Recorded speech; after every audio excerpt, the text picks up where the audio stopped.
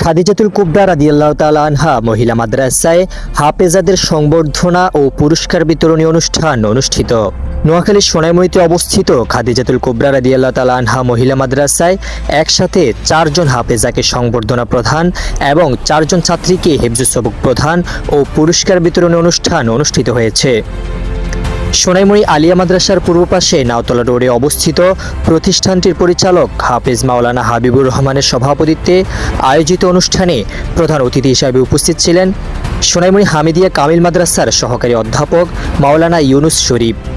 বিশেষ অতিথি হিসেবে উপস্থিত ছিলেন সোনাইমুড়ি হামিদিয়া কামিল মাদ্রাসা জামে মসজিদের ইমাম ও খতিব মুফতি সাখাওয়াতুল্লাহ, সোনাইমুড়ি মধ্যপাড়া জান্নাতুন নূর জামে মসজিদের খতিব মাওলানা মঈনুল ইসলাম সহ অন্যান্যরা। অনুষ্ঠানে আরও উপস্থিত ছিলেন মাদ্রাসার শিক্ষক, শিক্ষিকা, শিক্ষার্থী ও অভিভাবকবৃন্দ।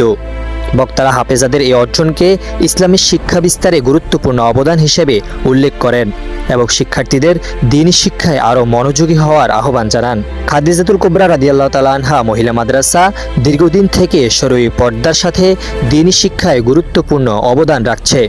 মাদ্রাসায় নুরানি, নাজেরা, হিফজুল কোরআন ও কিতাব শাখায় ভর্তি চলছে। মাদ্রাসার পরিচালক হাফেজ মাওলানা হাবিবুর রহমান মেয়েদেরকে যোগ্য হাফেজা হিসেবে গড়ে তুলতে খাদিজাতুল কুবরা রাদিয়াল্লাহু তাআলা আনহা মহিলা মাদ্রাসায় ভর্তি করার আহ্বান জানান।